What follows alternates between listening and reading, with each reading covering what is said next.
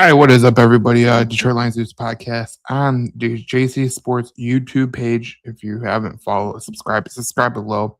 And for more Detroit sports news, obviously, if you're a Pistons fans, that's a spot to do that. We'll have more stuff coming with content and everything, so stay tuned to that. So we talk about this Detroit Lions game tomorrow, the Minnesota Vikings.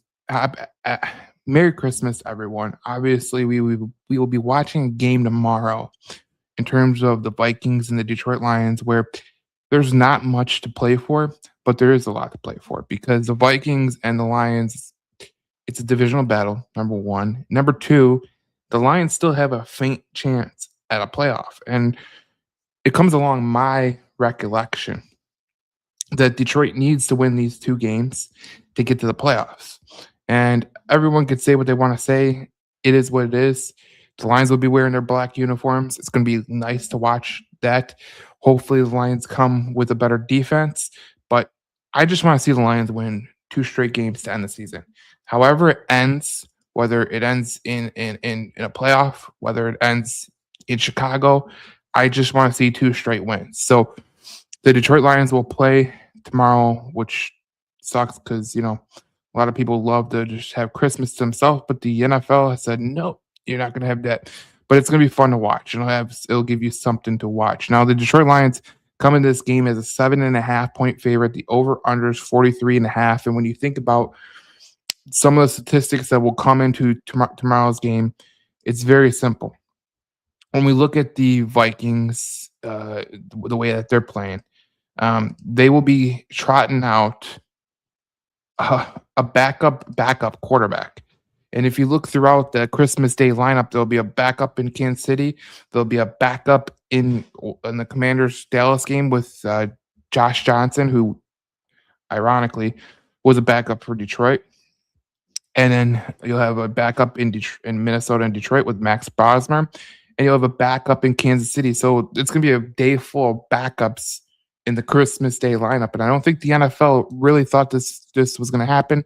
But Mahomes went out with an injury. J.J. McCarthy fractured his thumb. Hopefully he's all good for next week as the Packers and the Vikings will take place. And hopefully he can beat the Packers. And that'd be great for the Detroit Lions. But it's just a weird time in the NFL. And the Lions and the Vikings will play tomorrow. Now let's get to the preview of tomorrow's game.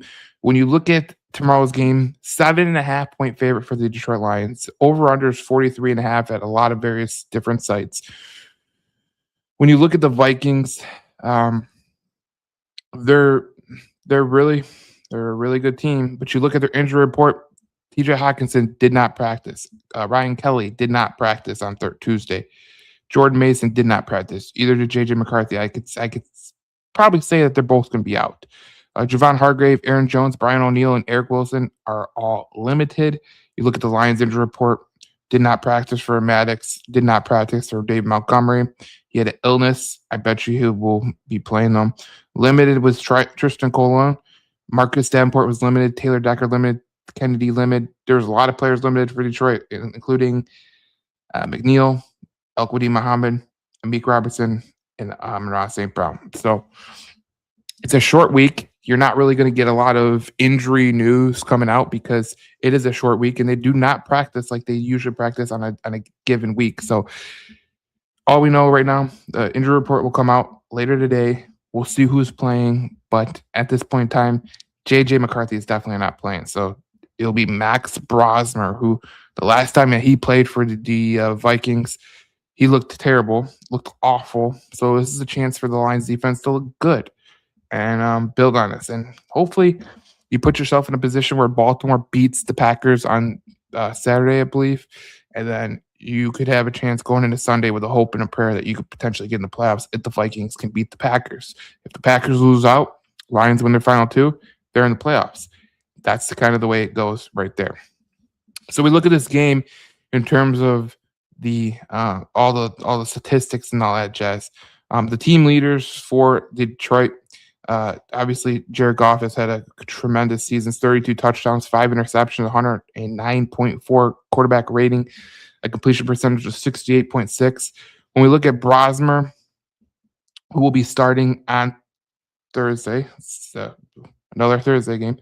31 for 47 on the year, 220 yards, 4 interceptions, 0 touchdowns, a quarterback rating of 41.1, 4.7 yards per attempt, and he has completed 66% of his passes. He is not a great quarterback by any stretch of the imagination.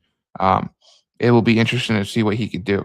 The rushing leaders for both these teams, Jahmyr Gibbs has 1,102 yards, 5.3 yards per carry, 13 touchdowns. He's only had one fumble loss. When you look at the Minnesota Vikings, they could potentially be down Aaron Jones and Jordan Mason. They were both limited. We'll see if they could play at a limited capacity, but their totals on the year, Jordan Mason leads the Minnesota Vikings 664 yards, 4.6 yards per carry, 6 touchdowns. Aaron Jones, 495 yards, 4.3 per carry, and 1 touchdown. Jordan Mason has lost one fumble, and he's fumbled twice. So there you go. Leading receivers, we all know about the Lions receivers, 2,000-yard receivers, and that they'll go against the other 2 receivers who should have 1,000 yards, but they had really sporadic quarterback play. Justin Jefferson, Jordan Addison, and TJ Hawkinson, who TJ Hawkinson looks like he could be out for Thursday, but we'll see what the injury report really says later today. Justin Jefferson, 135 targets, 72 receptions, 917 yards, 2 touchdowns. If you had Justin Jefferson for your fantasy lineup, I feel bad for you because he has not really played up to the standard that I think he would have liked to play up to. And I'm sure the Vikings are saying the same thing, but when you get inconsistent quarterback play, that's going to happen. You look at Jordan Addison, 602 yards, 41 receptions, 75 targets, 14.7 yards per reception. He's at 154 yards after the catch and 54.7 catch percentage. Both these receivers have really fallen off, and honestly, it's not shocking with the quarterback play. When you look at the Vikings, their whole thing has been the quarterback play, and what the quarterback play is doing is you haven't been able to get action down the field. J.J. McCarthy's been subpar at best for a quarterback, and these receivers are really not playing up to their standard because of the quarterback play. You look at the other side of this, Detroit Lions, Jahmyr Gibbs, Jameson Williams, Amon-Ra St. Brown, they are both 1,000-yard receivers because their quarterback is so damn good. So that is what it is right there. When we look at the defensive portion of the game, you got Quentin Jefferson with the leading tacklers for Detroit is Jack Campbell, Alex Anzalone, and Brian Branch. Brian Branch is out with an injury with his Achilles. You look at the stops. All linebackers lead that category. Sacks, it's Al-Quadin Muhammad and Aiden Hutchinson has 11.5 sacks. Jack Campbell has 5 sacks. And, you look at it and you go, okay, so who leads the team in receiving TDs allowed? You're going to be going against Justin Jefferson. You're going to be going against Jordan Addison. No matter who the quarterback is, who is going to be the guy that they're going to pick on? Well, they're going to pick on Amik Robertson. He has 7 touchdowns this year. He has a 112.6 quarterback rating against. So if there's any player that they're really going to target, it's going to be Amik Robertson, the way that he's been playing. And then, your leader in interceptions, it's 3 with Kirby Joseph, 2 with DJ Reed. And it really sucks that Kirby Joseph cannot play, and he's on IR. That's a terrible situation. For the Vikings, their leading tackler is Blake Cashman. He's a damn good linebacker. Eric Wilson with 95. Josh Metellus with 86. You look at their defense. Their defense is really good. Eric Wilson has 57 stops. Blake Cashman has 50 stops. Jalen Redmond has 47. What a great pickup that was by the Vikings. Their defense is pretty good. Sacks, Eric Wilson 6.5. Jalen Redmond 6.6 sacks. And Andrew Van Ginkel has 5.5 sacks. Who can you pick on in the secondary? Josh Metellus has given up 4 touchdowns. Eric Wilson has given up 2 touchdowns. And the best player that you can pick on is a former Lion. And we are all aware of who Jeff Okudah is. He's given up a 144.4 rating. Chaz Chambliss, 122. And Bo Richter, 118. So those are your leading guys. And their interception king is Josh Metellus. So he gets burned a lot. but he also makes some plays. That's basically what it comes down to. When we look at the statistics on this game tomorrow, if you look at some of the Pro Football Focus grades overall, the Detroit Lions are number 2, tied with Seattle, and it doesn't make any sense how they're going to miss the playoffs, but they are. The Vikings, they're 20th overall. Offensively, when you look at the Lions, they're second in Pro Football Focus rankings in their grade. The Vikings offense is 26. When you look at the pass blocking, this is where Detroit falls down, 22nd, and the Vikings are 13th. And that's basically what this comes down to. Tomorrow, when you think about ways that this game can go off the rails for Detroit, they can pressure the quarterback. They do have the players to pressure the quarterback, and it's just about getting the ball out and getting it in space. And I'm interested to see what Dan Campbell has ready for his offense, because if you think about it like this, Dan Campbell wasn't the play caller when Detroit played Minnesota. And if you think about a game that really threw this whole season for a whack, it was losing to Minnesota in the way that you lost to Minnesota. So I think that there's going to be a little bit more preparedness. I think that the offensive coordinator, I can count on a little bit more than I can count on with Johnny Morton. What a terrible hire that was. But it is what it is. There's a lot of things that the Vikings can possess against the Detroit Lions, and one of them is their pass rush. Their pass rush pressure rate is number 1 in the league. The Lions offense are 18th in the league in pressure rate. So that's a key advantage that could come back to haunt the Detroit Lions. But the reality of the situation is you got to do what Minnesota did against you. You have to get turnovers, which that'd be great. You have to get the good special teams plays.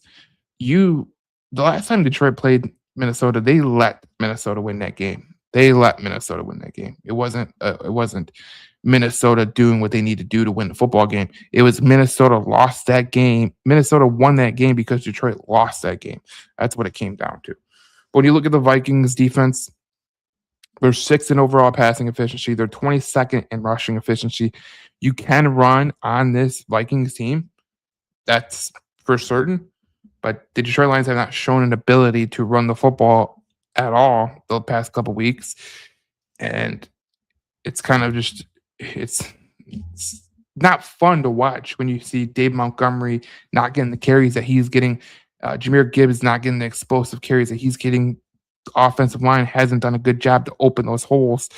And it's either one guy here, one guy there. And even Dan Campbell even said that in the press conference. It's one guy here, one guy there. Like, it's not just a total thing. And so it sucks that we're in the situation of the Lions not making the playoffs, because if you look at one game that really cost them the chance to go to the playoffs, it was this game against Minnesota earlier in the season. When you look at the Vikings offense, 29th in total passing efficiency, Detroit's 19th. There's an advantage there for Detroit. Overall rushing efficiency, which Detroit has been terrible at rushing the ball against the rush. But when you look at these two teams, the Lions defense is 16th. It was number 1. And the Vikings are 15th. So there's not much that you can do. The Lions pressure the quarterback, 6th most pressure rate in the NFL. And Vikings offense is 25th in the NFL in allowing the most pressure. So there's some little advantages there Detroit could take advantage of. This is a game where Max Brosmer is going to be their quarterback. You should be able to take advantage of Max Brosmer. Max Brosmer is not a good quarterback. He is not a good quarterback. So this is a chance for Detroit to get some interceptions, to make plays, and hopefully you can get away with the win. That's my whole goal. All right. When we look at the key advantages that could be towards the Detroit Lions, there's only a couple of advantages that really favor Detroit. They favor Minnesota. So this is a game that Detroit should win. Like I said, the pressure rate, Vikings defense is number 1. The Lions offense is number 18. There's one place where the Vikings possess an advantage over the Detroit Lions. Quarterback scrambles, they're 12th in the league. Detroit's 28th. Detroit does not run with the quarterback, so this does not affect what the Detroit Lions are going to do. So if I'm thinking about it from this standpoint, there's only one advantage they have on you. Only one advantage they have on you. It's pressure. So what would I do? When the thing that you have an advantage on them is rushing inside the tackles, you're number 2, they're number 22. Passing versus play action, you're number 1, they're 12. Quick passing, you're 1, they're 10. So here's the deal. Get the ball out, rush inside the tackles. They don't like to defend the run for whatever reason, and you should be all good. Now, on the offensive side for the Vikings, there's not much that they're good at. There's not much that they're good at. They're 29th in passing versus play action. Detroit's number 11. Intermediate passing, 30th. Detroit's 9th. Pressure rate, the Vikings are 25th. The Lions are 6th. Passing versus no pressure, Detroit is 19th. The Vikings are 29th. Rushing in the red zone, Vikings are 4th. The Lions defense is 18th. That is an advantage that the Vikings do have, but that means that they would have to go the length of the field with Max Brosmer, and I just don't think they could do it. So again, there is a chance that Detroit can win this game, and there's a chance that Baltimore could win against the Green Bay Packers. All you're hoping for is to go into next Sunday with a chance and a prayer to beat the Bears and go to the playoffs. If the Packers lose the next 2 games, you have a chance to go to the playoffs. And then, there's not much advantages to the Vikings. They blitz a lot. The Brian Flores-led Vikings defense has blitzed on 48.8% of dropbacks this season, the only defense above 48%.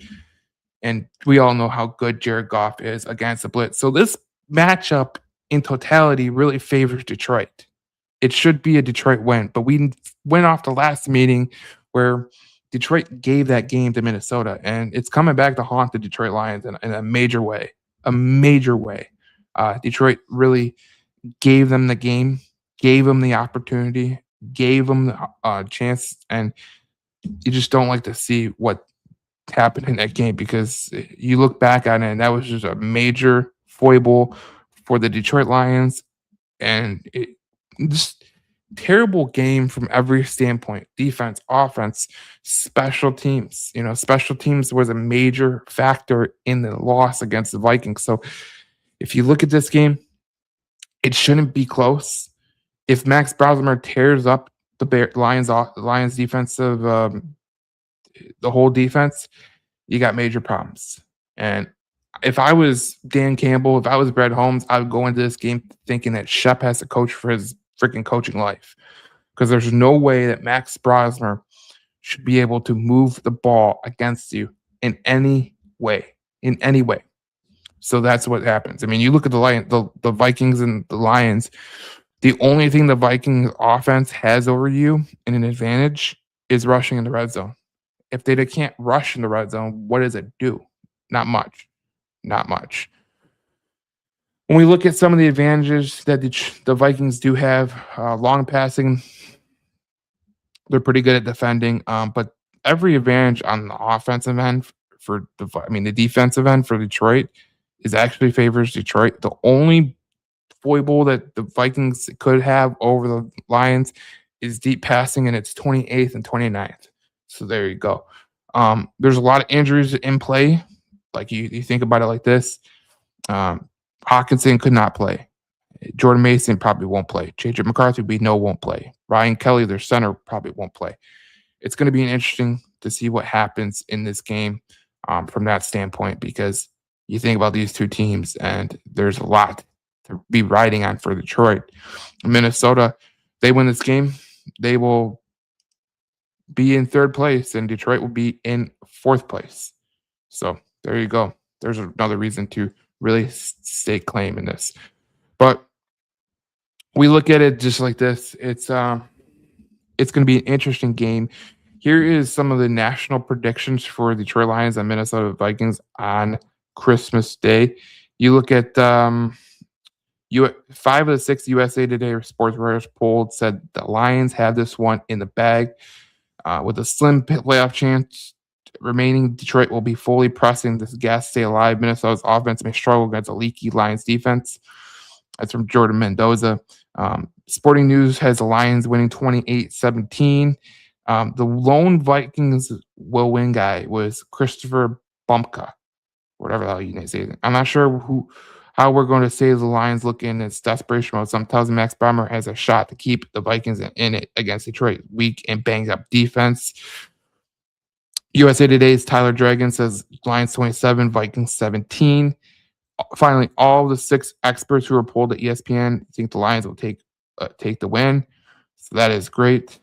It would be nice to see if the Lions could actually win this game because, I mean, everyone's picking them except the one guy from USA Today. And he was basically banking it on how the leaky and banged up Lions defense. And the Lions defense is banged up, but you can't let Max Brosmer, quarterback who threw 4 interceptions out last time, you can't let him do anything. And the NFL Pro projections projects him to throw 1 touchdown, 1 interception, and have 194 passing yards. And I just don't see how that could be the case, but they always go in the opposite direction. For Jared Goff, he's projected for 246.4 yards, 2 touchdowns, and 0 interceptions. So this is a game Detroit should win. Obviously, I'm not going to sit here and say Detroit is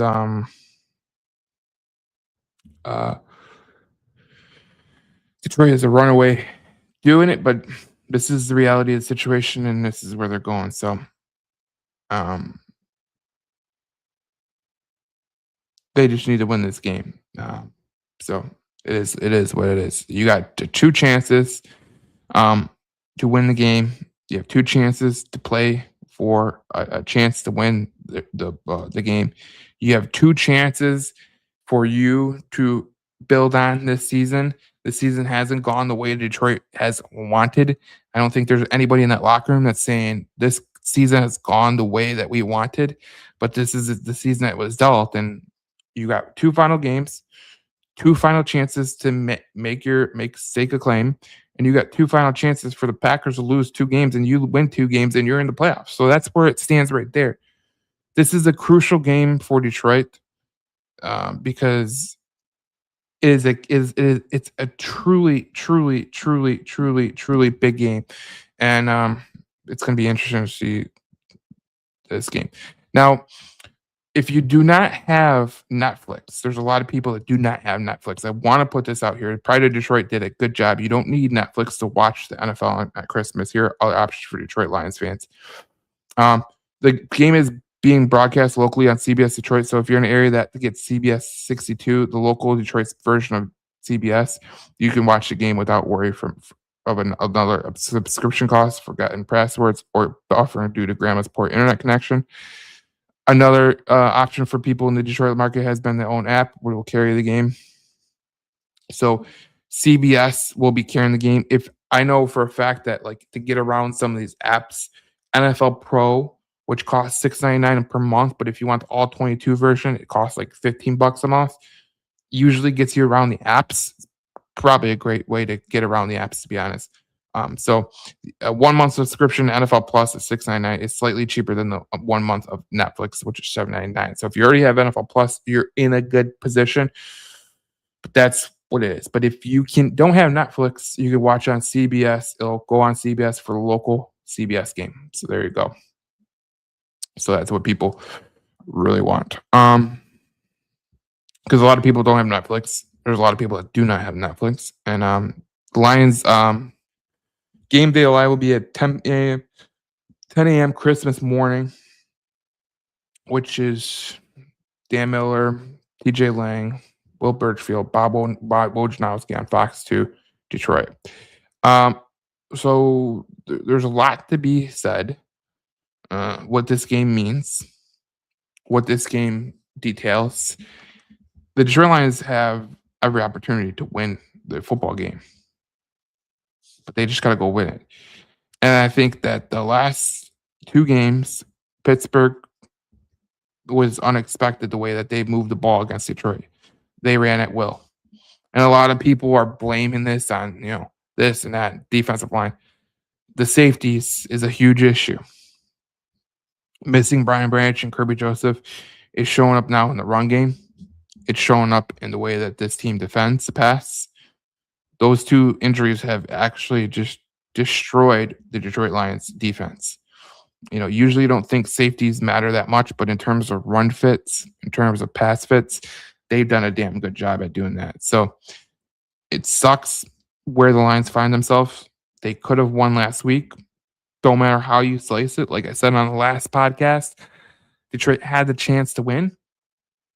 Doesn't matter about the penalties. They gave up 230 yards rushing.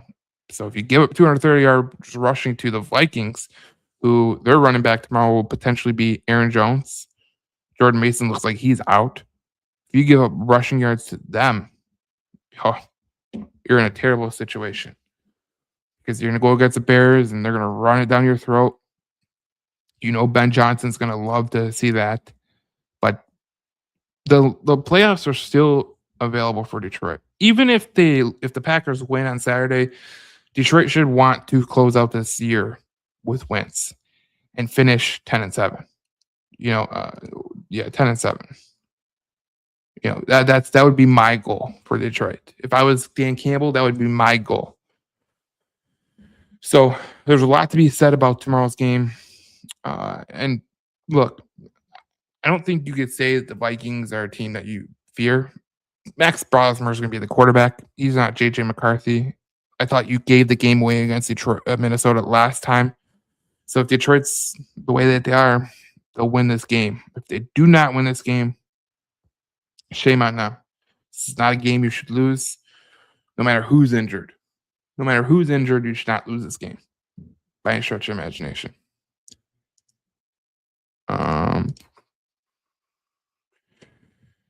Trenton just said, Lions need to win out and Packers lose out. Then we make the playoffs and play the Bears as number 7 seed. Yes, exactly. So there's a potential for the Packers to lose out. They play the Ravens, who are fighting for their divisional lives, and they play the Vikings, who, the Vikings can do us a favor and play JJ McCarthy next week, and hopefully can win. I think that will be a game in Minnesota. I'm gonna check real quick. I'm not check. Yeah, it'll be a game in Minnesota. So Detroit can definitely win that game. The Vikings can win that game, but it's going to be interesting because Detroit has the chance to really go to the playoffs. And like Trenton said, Lions win out, Packers lose out. That's how you can make the playoffs. Is it a hope and a prayer? Yes. Do you want to find yourself in that position? No. But will you take it if the Vikings beat the Packers and the Ravens beat the Packers and you win out? You'll take it every time. Because I do believe the game for the Vikings could be next week on Saturday, potentially. We'll see. This is going to be a fun game. And not a fun game. It's going to be a boring game, to be honest. I think the Vikings offense is totally destroyed, especially with no Hawkinson, no Jordan Mason, and all things like that. How many years in the past like this have been a good year? Just give me a 4th straight winning season. BJ's right. Give me a 4th straight winning season. I end the season on a high note. Even if you do not make the playoffs, just end it on a high note. That would be absolutely fantastic for this team. And missing the playoffs at 10-7 sucks. But the reality is, most years you wouldn't miss the playoffs at 10-7. So that sucks. David Kennedy says, like in your studio, yes, I'll take it every time. Thank you for I want to do some little coloring back there, but it is what it is. It's been a good year for the Lions podcast, Detroit Lions News podcast, and we'll have some more stuff back there, obviously. Before we head out, before we do the whole thing, let me just look into something about the Vikings. Obviously, with Max Brosmer as the quarterback, there's not a lot to go off of, but when he played Seattle, that one game he played Seattle, this was his stats against Seattle for the Vikings, because he was terrible in that game. His statistics were, I'm looking it up, 4 interceptions. He was 19 for 30, had 126 yards. His quarterback rating was 32.8, 4.2 yards per attempt. He's not a good quarterback by any stretch of imagination. So this is a chance to win this game.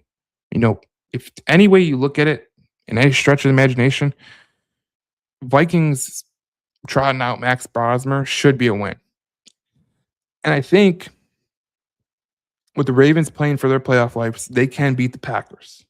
They can beat the Packers. So this will be an interesting time because if you can go into the final week with hope and a prayer that you could potentially make the playoffs, I'll take that every time. I'll take that every time, and that's just how it goes. And you have to and everyone in the comments from Trenton right here. And on a high note, make some moves before the draft. Exactly. But we're not at the draft, so let's end on a high note. You end at 10-7, that's a high note. You didn't make the playoffs. Most years you would make the playoffs. I think it was Aaron Schatz. Who Aaron Schatz does, he's an analytics guy. He said, how many years would you miss the playoffs at 10-7? How many years? He did a simulation of 1,000 simulations, or I think he did 10,000 simulations or whatever. And it was only 4 out of 1,000. 4 out of 1,000 times that you would miss the playoffs at 10-7. Isn't that crazy? And you're going to be missing playoffs at 10-7 if you win out. And that's just insane to me. But again, thank you, Dallas, for not handling your business against the Packers. This would be a different feeling if the Packers had another loss and not a tie. That sucks. I hate ties. Ties in football are so stupid. Like David Kennedy says, give me a 4-winning season anytime along my Lions fans since 1966.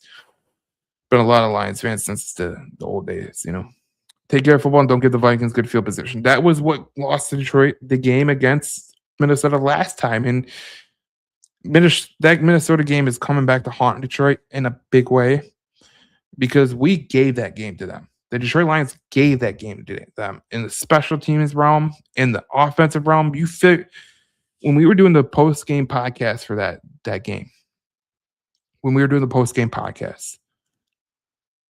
the average starting field position for the Minnesota Vikings that game was the 45-yard line. You give any team the starting field position at the 45-yard line, most of the times you will lose. And that game's come back to haunt Detroit in a big way because if you win that game, we're not talking about needing the Packers to lose. So that's where this situation really comes to a total meltdown, is that you should not have lost to the Vikings the first time because you gave them the game.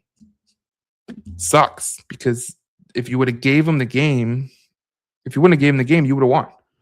It wasn't like they blew you out. They barely won. You had a chance to win.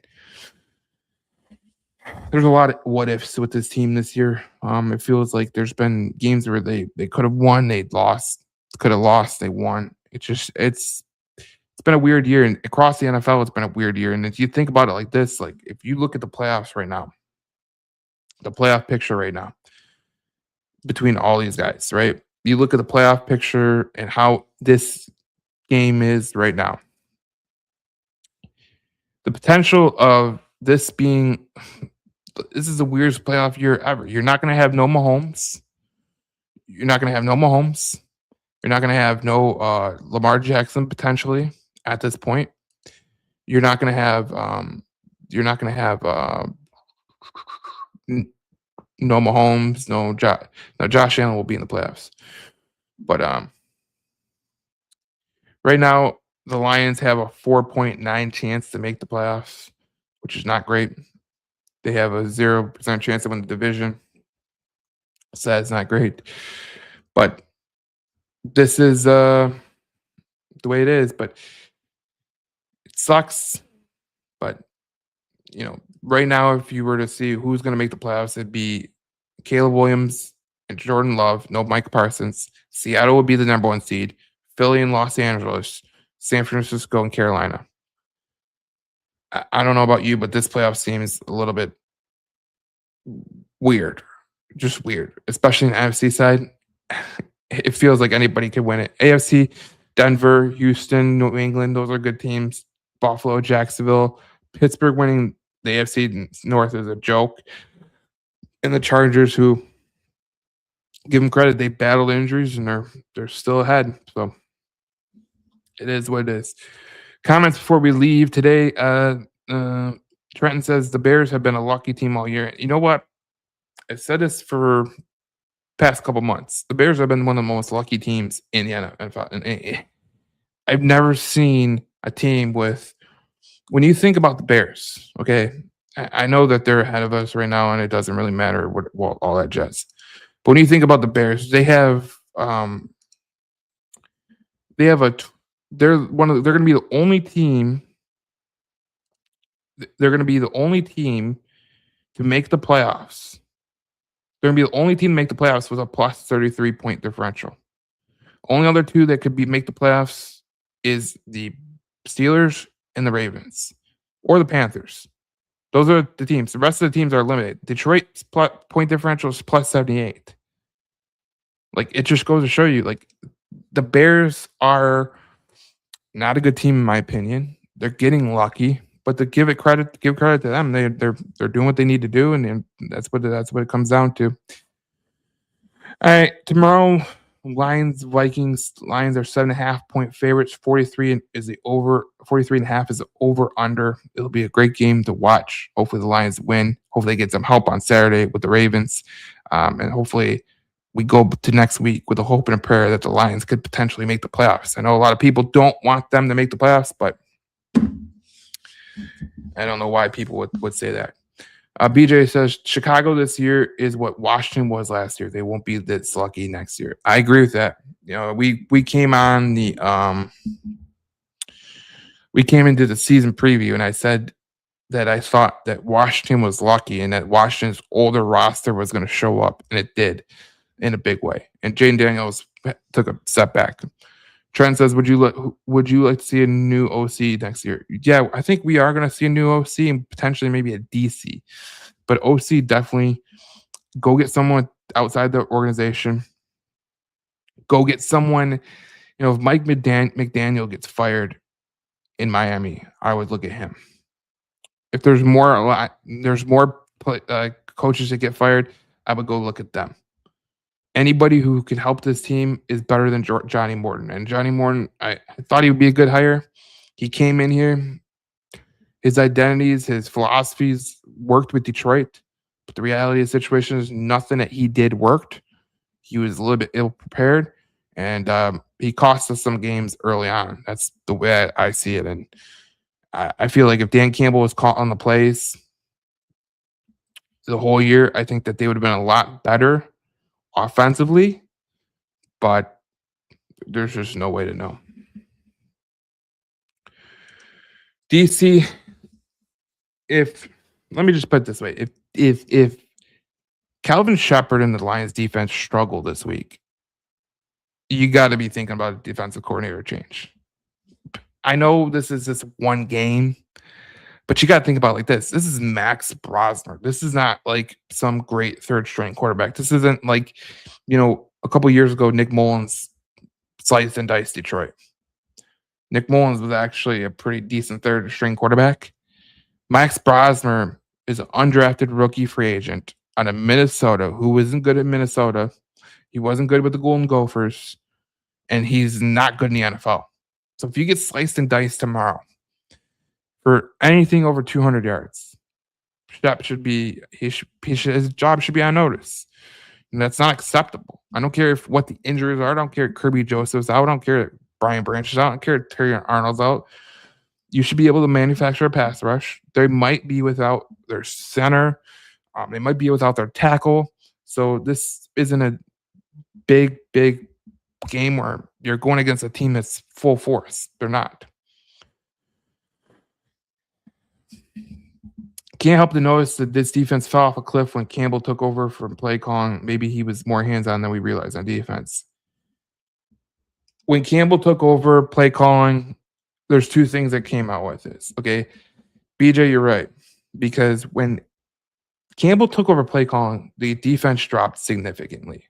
They dropped significantly. The impact of Dan Campbell having to call the offense was massive. And I'm actually doing some research to see what the statistics are, but his fourth downs haven't been the same because he's way too much involved in the offense.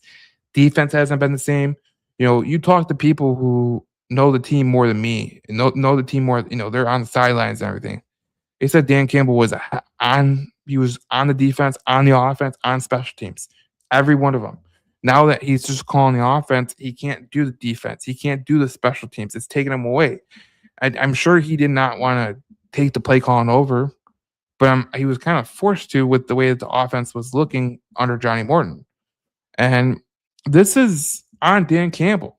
Like, this is on Dan Campbell. Like, Dan Campbell could have went outside and hired any coordinator he wanted, especially for offense. When you think about the offensive side of the ball, if you're an offensive coordinator getting hired to be the coordinator of the Detroit Lions on the offensive end, you look at that and you go, holy hell, this is going to be fun. I got Jamison Williams. I got Penei Sewell. I got this. I got that.